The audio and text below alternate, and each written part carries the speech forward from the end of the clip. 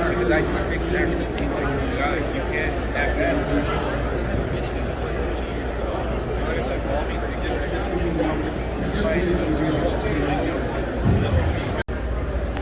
Here we got the Anatol ball electric.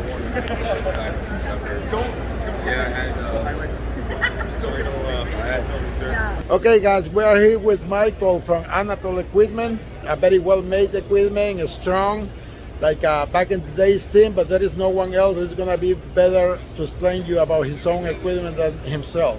Yeah, so thank you, first of all. So first and foremost, like you were saying, all cold rolled steel, no sheet metal. Like you said, basically what you're kind of accustomed to years ago in terms of build quality.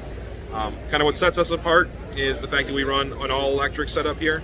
So no pneumatics, no lines, cylinders, valves to maintain or replace over time. This particular unit is an all servo unit. When we go from an AC motor to a servo motor, we're basically adding a brain, and now I can accelerate and decelerate with that motor. So in terms of the stroke or the flood or whatever I'm trying to do. Cool. A lot of our customers are coming from other manufacturers in terms of what they were running before. Many of our customers are accustomed to that pressure regulator on the end of the head to increase and decrease pressure. With that servo setup that we have, we're able to do this now digitally on the end of our individual head controls. So That's good. So this configuration machine is a 10 station, 10 pallets. Okay. 9 color, 9 heads. Your flash is going to take up one of those stations. So we're doing a 7 color setup here because I think we have a cool down on 3. Yep. So a little sim process work. And yeah, and regarding the individual head controls, you take a peek here. Full control of the press when you're setting up that job. And then here's that adjustment on the squeegee pressure. That's very cool. Yeah, I can even make different pressure settings per stroke. So like if I had number 2 stroke here, I can do 30%, let's say. How many strokes are you able to do on this machine? Like if you really want to, like you say, the mesh is offering a lot less strokes. Yep. But what you up to bring on 9.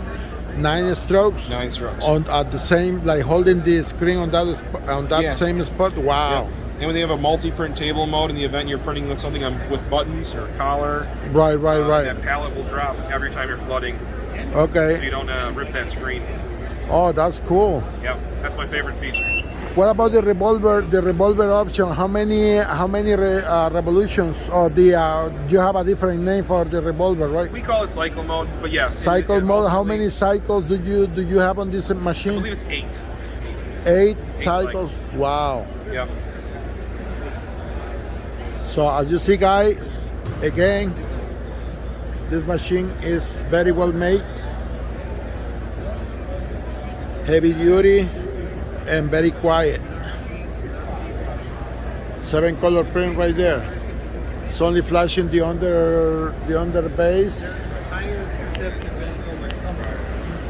You see the undercoat right there. The flash. And open. It's like a cooling station right there, like an open station to cool. And then you have the all the colors wet on wet.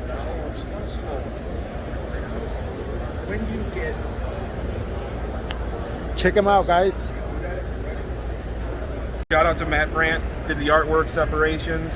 We're printing this design on GSF thin thread mesh paired with Monarch ink. So, What was the mesh? thin thread. So it's a newer system, literally a smaller, thinner thread profile. Oh, that's cool to know. I didn't even know about it. Yeah, you get better coverage. Essentially, you don't have to double stroke anything, including your white. Oh, that's good to know. Yeah. Look at that dryer, very solid as well. You know, these guys really do have very good equipment. Right? You guys know I use, other brands, but I support every screen printing equipment because I love screen printing. So I think everybody deserves to know what is out there to make your own choice. Everyone makes a good press now. All right, Mike, and what can you tell us about your light table in here? So this is our Aurora. It's an LED unit. It's our 2536 model. Really set up well for a 2331 screen paired with our registration system. But cool thing here, price-wise, you're around $5,500. We added a filtration system, help pull those air particles out, help prevent the pinholes on the screen here. Can you show us a little bit of that vacuum system, the vacuum that table has? Absolutely. So, nice hard clamping setup, one hand, auto engage. You're going to see we get a good drawdown on that screen. Look at that suction. All LED, right? All LED, correct. Yep. Figure on single cure emulsion, you're going to be under 10 seconds of burn. Do you have any setup times that you can, memory-wise, that you can memorize some setups in there for different settings? Absolutely. We have 8 programs or 8 recipes. So depending on how you're coating and what emulsion you're using, depending on what you're printing, once you get all that dialed in, you can then save those parameters to ultimately dummy-proof it for the shop. And as your business grows, you hire people. Keeping it simple. Oh, that's cool, man. It's a very solid light table, as you guys can see over there. It even has a, oh no, it's sit there, but you have the option to put wheels in it if you want to, right? No need for. We do it at a tabletop as well. We also make a drying cabinet that works well with our tabletop. They can go one on top. So what I'm seeing here, is that all included, or you have to buy separate the base on that? This is all included. For that, okay. We're on that $5,500 number. It's everything here. Okay, and what you're mentioning on the other options, does the table? Yeah, we do a tabletop, so a little less expensive. Same size? A little bit smaller, slightly fewer LED diodes. But yeah, depending on what you're doing. Okay, so you can do from manual to automatic press on that one that you mentioned too? Yep.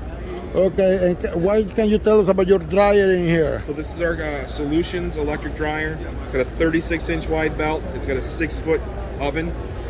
We estimate it can do about 550 pieces an hour plastisol ink. What's going to really set us apart from our competition, we no longer use a large ceramic element. We're using a large infrared element.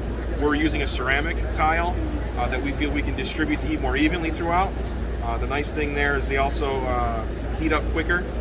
They maintain temp with less energy. I believe they are reading temperature 9 times a second and then making the necessary adjustments to keep it where you want. If you want to take a look at the touchscreen too. Definitely. Similar to our exposure, you can all add those recipes in here, or what we call programs. You can also do, this one's 16 now. So if you're doing spandex with, one-stroke ELTS, you can obviously turn the dryer down in terms of temp, save that parameter if that's something you print regularly to be able to recall down the road. What can you tell us about, let's say, like an starting business for like the electric requirements? Ooh, good question. So something like this is going to be right around 70 amps. Depending on code, you'll probably need 10% over, so I don't know if they make an 80 amp breaker. 223 phase or yeah, 220. This can run single or 3 phase. So that 70 amp number is single phase, and then it would be a little bit less 3 phase. Oh, that's cool. Yeah. As you guys see, it's very, very well made. You have seen this thing before, I'm sure, and there is a reason why, because very good equipment.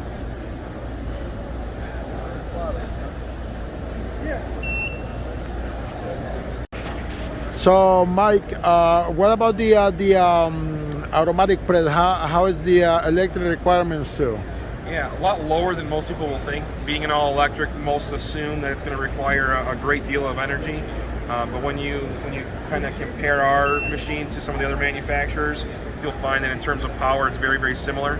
And then we do not need that compressor aspect, that 50, 60 amp breaker that's typically required to run that machine. So in this setting, this 10 station 9 color, the machine's going to run at about 30 amps single phase. Your flash is going to be right around 60 or just under 60 and something on a 60 amp breaker. Cool, man.